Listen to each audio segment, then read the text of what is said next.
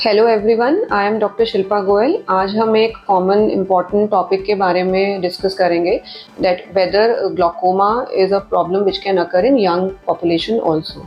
So conventionally people believe that glaucoma, या जिसे हिंदी में काला मोतिया कहा जाता है, is a disease of old age that occurs only after the age of 60 years. But the truth is, glaucoma can happen in young patients as well. Main issue here is that glaucoma is an irreversible disease. So sometimes if it is detected late, most of the time the vision which is lost cannot be regained back. So now I'll tell you that who all are at risk at young age for getting glaucoma. First of all, most important risk factor is if you have a positive family history. Like if anybody in your family is already having glaucoma, in your like your parents or any siblings, then you are at risk of having glaucoma, especially when you are crossing the age of 40.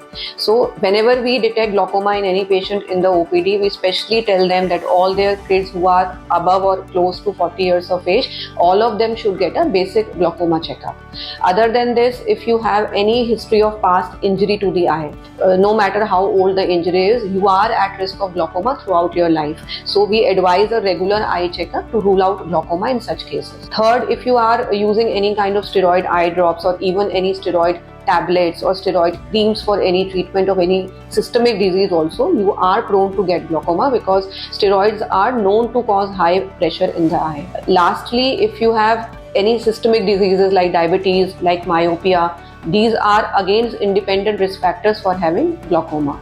So friends, key here is to have a regular eye checkup, because maybe glaucoma is a silent disease. It doesn't give you any symptoms unless it is very late. So with regular eye screenings, we keep checking your pressure of the eye and the nerve of your eye with the proper eye examination, and on the basis of that we can tell you whether you are having glaucoma or you are at risk of getting it.